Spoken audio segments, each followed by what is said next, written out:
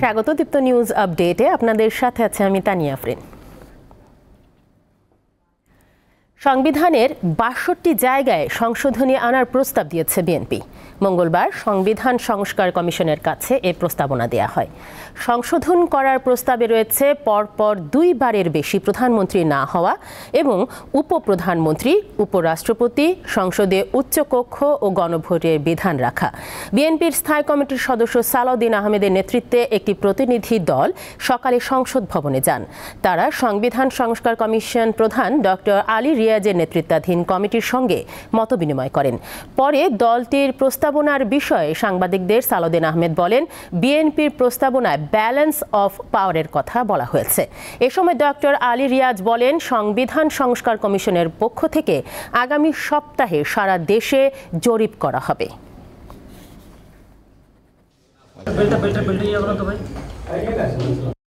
বিষয়ে প্রস্তাবনা পেশ করতে এসেছিলাম। প্রস্তাবনার সংবিধানের প্রিয়াম্বলের সূচনা থেকে শুরু করে তফসিল পর্যন্ত মোট ৬২টি জায়গায় আমরা বিভিন্ন রকমের প্রস্তাব সংশোধনী সংযোজনী আমরা করেছি। বিএনপির পক্ষ থেকে তাদের প্রস্তাবগুলো আমাদের দেওয়া হয়েছে। একটা লিখিত প্রস্তাব, নিশ্চয়ই আপনারা অনুমান করতে পারছেন আমরা এখন পর্যন্ত সেটা পড়িনি, ফলে তাদের প্রস্তাবগুলির বিষয়ে তো মন্তব্য করা সম্ভব নয়। আমাদের দায়িত্ব হচ্ছে যে বিভিন্ন স্টেক হোল্ডারের কাছ থেকে যে সমস্ত প্রস্তাব আমরা পাচ্ছি সেগুলোর মধ্য থেকে যে প্রস্তাবগুলো সেগুলো নিয়ে আমরা আলাপ আলোচনা। বাংলাদেশ সম্মিলিত সনাতনী জাগরণ জোটের মুখপাত্র চিন্ময় কৃষ্ণ দাস ব্রহ্মচারীর জামিন নাকচ করে কারাগারে পাঠানোর আদেশ দিয়েছে আদালত। মঙ্গলবার তাকে চট্টগ্রামের ৬ষ্ঠ মহানগর হাকিম আদালতে হাজির করা হলে শুনানি শেষে বিচারক কাজী শরীফুল ইসলাম এ আদেশ দেন। জামিন আবেদন নামঞ্জুর হওয়ায় চিন্ময় দাসের অনুসারীরা আদালত প্রাঙ্গণে বিক্ষোভ প্রদর্শন করে। এর আগে সকালে চিন্ময় কৃষ্ণ দাস ব্রহ্মচারীকে চট্টগ্রাম মহানগর পুলিশের কাছে হস্তান্তর করে ঢাকা মহানগর গোয়েন্দা পুলিশ। এদিকে চিন্ময় কৃষ্ণ দাসের মুক্তির দাবি জানিয়েছে ভারতের পশ্চিমবঙ্গ রাজ্য বিজেপি। এমনকি তাকে মুক্তি না দিলে বাংলাদেশ সীমান্ত সনাতনীরা অবরোধ করবে বলেও হুমকি দিয়েছেন রাজ্যটির বিরোধী দলনেতা শুভেন্দু অধিকারী। একই সঙ্গে কলকাতার বাংলাদেশ ডেপুটি হাইকমিশনারের সামনে বিক্ষোভেরও হুমকি দিয়েছেন তিনি। কুমিল্লার বুড়িচংয়ে ট্রেনের ধাক্কায় ব্যাটারি চালিত অটোরিকশার চালকসহ ৭ জন নিহত হয়েছে। এ ঘটনায় আরও ১ জন আহত হয়েছে। মঙ্গলবার সকাল 10:30টার দিকে ঢাকা চট্টগ্রাম রেলপথের কালিকাপুর রেল ক্রসিংয়ের সামনে এ দুর্ঘটনা ঘটে। নিহতরা হলেন বুড়িচং উপজেলার বাকশিমুল গ্রামের আলী আহমদ, রফিক মিয়া, সাজু মিয়া, লুৎফা বেগম, সানু বেগম ও সফরজান বেগম এবং পাশের খোদাইধুলি গ্রামের হোসনারা বেগম। বুড়িচং থানার ওসি আজিজুল হক গণমাধ্যমকে জানান, চট্টগ্রাম থেকে ছেড়ে আসা চট্টলা এক্সপ্রেস কালিকাপুর এলাকায় একটি অবৈধ ক্রসিংয়ে যাত্রীবাহী অটোরিকশাকে ধাক্কা দেয়। ঘটনাস্থলেই অটোরিকশায় থাকা ৪ জন নিহত হন। হাসপাতালে নেয়ার পর মারা যান আরও ৩ জন। পাওনা টাকা আদায়ে নবীনগর চন্দ্রা সড়কে অবস্থান নিয়ে বিক্ষোভ করছেন পোশাক কারখানার শ্রমিকরা। এরা ৪ বছর আগে বন্ধ হওয়া ঢাকা ইপিজেডের লেনি ফ্যাশন এবং লেনি অ্যাপারেলস কারখানার কর্মী। বিক্ষুব্ধ শ্রমিকরা জানিয়েছেন, প্রায় 5 বছর আগে কোভিড-19-এর সময় লেনি ফ্যাশন কারখানা বন্ধ করে দেয় কর্তৃপক্ষ। 3 মাসের বকেয়া বেতন, আন লিভ সার্ভিস বেনিফিট এর দাবিতে এই বিক্ষোভ কর্মসূচি পালন করছেন শ্রমিকরা। শিল্প পুলিশ জানায়, ডিইপিজেডের লেনি ফ্যাশনের শ্রমিকরা বকেয়া পাওনা আদায়ের দাবিতে মহাসড়কে অবস্থান নিয়ে বিক্ষোভ করছেন। কর্তৃপক্ষ ও শ্রমিকদের সাথে কথা বলে বিষয়টি সমাধানের চেষ্টা করা হচ্ছে। অপ্রীতিকর ঘটনা এড়াতে আইন শৃঙ্খলা রক্ষাকারী বাহিনীর সদস্যরা প্রস্তুত আছেন। চাকরি করছি, আমাদের পাওনা দেনা দেওয়া হয়নি। 4 বছর ধরে আমাদের ঘোরাচ্ছে, আমাদের বারবার ডেট দিচ্ছে, বারবার ঘুরে যাচ্ছি। নেনিতে চাকরি করছি অনেক বছর, এখন নেনি বিক্রি হয়ে গেছে, এখন ব্যবসা আমাদের টাকা দিচ্ছে না। ব্যবসা চেয়ারম্যান এখানে এসে আমাদেরকে বলবে যে 30 তারিখ আপনাদেরকে টাকা দেওয়া হবে। যতক্ষণ না পর্যন্ত বলতেছে ততক্ষণ পর্যন্ত আমরা এখানে অবস্থান করতেছি। যমুনা নদীতে নির্মিত দেশের সবচেয়ে বড় রেল সেতুতে পরীক্ষামূলকভাবে ট্রেন চলাচল শুরু হয়েছে। আপ ও ডাউন লাইনে দুটি ট্রায়াল ট্রেনের মাধ্যমে শুরু হওয়া এ টেস্ট রান চলবে আগামীকাল পর্যন্ত। মঙ্গলবার সকাল 9:50 একই সাথে আপ ও ডাউন লাইন থেকে টেস্ট রান শুরু হয়।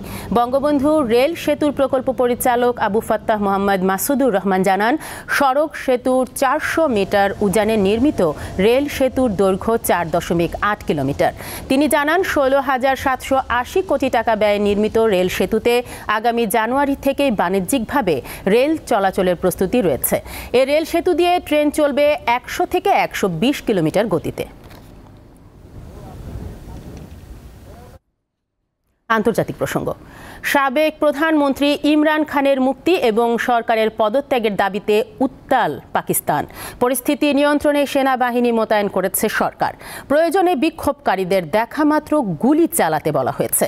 বিভিন্ন স্থানে সহিংসতায় 4 জন প্যারাট্রুপার ও 1 জন সাধারণ মানুষের প্রাণ গেছে। পাকিস্তানের রাজধানী ইসলামাবাদের পথে এই জনস্রোত। সাবেক প্রধানমন্ত্রী ইমরান খানের মুক্তি এবং সরকারের পদত্যাগের দাবিতে পাকিস্তান তেহরিকে ইনসাফের ডাকা কর্মসূচিতে উত্তাল পাকিস্তান। বিক্ষোভ মিছিলে কার্যত অবরুদ্ধ হয়ে পড়েছে দেশটির রাজধানী ইসলামাবাদ। পিটিআইয়ের কর্মীদের সাথে আইনশৃঙ্খলা বাহিনীর সংঘর্ষে প্রাণহানির ঘটনাও ঘটেছে। পরিস্থিতি নিয়ন্ত্রণে সেনাবাহিনী মোতায়েন করেছে সরকার।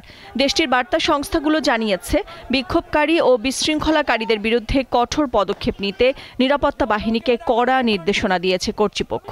এমনকি পরিস্থিতি নিয়ন্ত্রণে রাখতে প্রয়োজনে বিক্ষোভকারীদের দেখা মাত্র গুলি চালানোরও ক্ষমতা দেওয়া হয়েছে।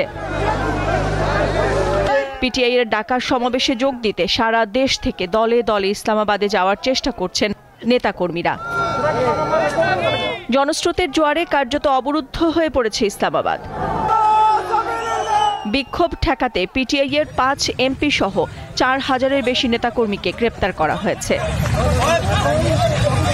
ইসলামাবাদের ডি চকে জমায়েত করার ঘোষণা দিয়েছেন পিটিআই নেতাকর্মীরা। তাদের ঠেকাতে রাজধানীর সব প্রবেশপথ বন্ধ করে দেওয়া হয়েছে। ইসলামাবাদ অভিমুখী গাড়ি বহরে রয়েছেন খাইবার পাখতুনখাওয়ার মুখ্যমন্ত্রী আলী আমিন গান্দাপুর ও ইমরান খানের স্ত্রী বুশরা বিবি। পরিস্থিতি নিয়ন্ত্রণে দেশটির স্বরাষ্ট্রমন্ত্রী জানিয়েছেন, ইসলামাবাদের রেড জোনে প্রবেশ করলে ইমরান খানের সমর্থকদের গ্রেপ্তার করা হবে। পিটিআইকে ইসলামাবাদের সাংজানি শহরে সমাবেশ স্থল পরিবর্তন করার পরামর্শ দিয়েছেন তিনি। তাতে অবশ্য কর্ণপাত করছে না পিটিআই। নাদিরা জাহান, দীপ্ত বার্তাকক্ষ। লেবানন ও ইসরায়েল একটি যুদ্ধবিরতি চুক্তির খুব কাছাকাছি রয়েছে বলে জানিয়েছে যুক্তরাষ্ট্র। আন্তর্জাতিক বার্তা সংস্থা জানায়, আগামী 36 ঘন্টার মধ্যে এ নিয়ে একটি চুক্তির ঘোষণা আসতে পারে। প্রতিবেদনে বলা হয়, মার্কিন প্রেসিডেন্ট জো বাইডেন ও ফরাসি প্রেসিডেন্ট ইমানুয়েল ম্যাক্রো বিদ্যমান পরিকল্পনার অধীনে হিজবুল্লাহ এবং ইসরায়েলের মধ্যে যুদ্ধবিরতির ঘোষণা করবেন। প্রতিবেদনে আরও জানানো হয়, ইসরায়েল ও হিজবুল্লাহর মধ্যে লড়াই শেষ করতে 60 দিনের যুদ্ধবিরতির প্রস্তাব করা হয়েছে। এতে দক্ষিণ লেবানন থেকে ইসরায়েলি বাহিনী প্রত্যাহার এবং ওই এলাকায় হিজবুল্লাহর উপস্থিতির অবসান ঘটানো হবে। এদিকে গেল 24 ঘন্টায় লেবাননে ইসরায়েলি হামলায় প্রাণ হারিয়েছেন আরও 31 জন। এ ছিল এখনকার মতো। আমাদের পরবর্তী সংবাদ বিকেল 5টায়। দর্শক, আরও তথ্য ও বিনোদনের খবর পেতে যুক্ত থাকুন দীপ্ত ডিজিটাল প্ল্যাটফর্মগুলোতে। ধন্যবাদ সবাইকে।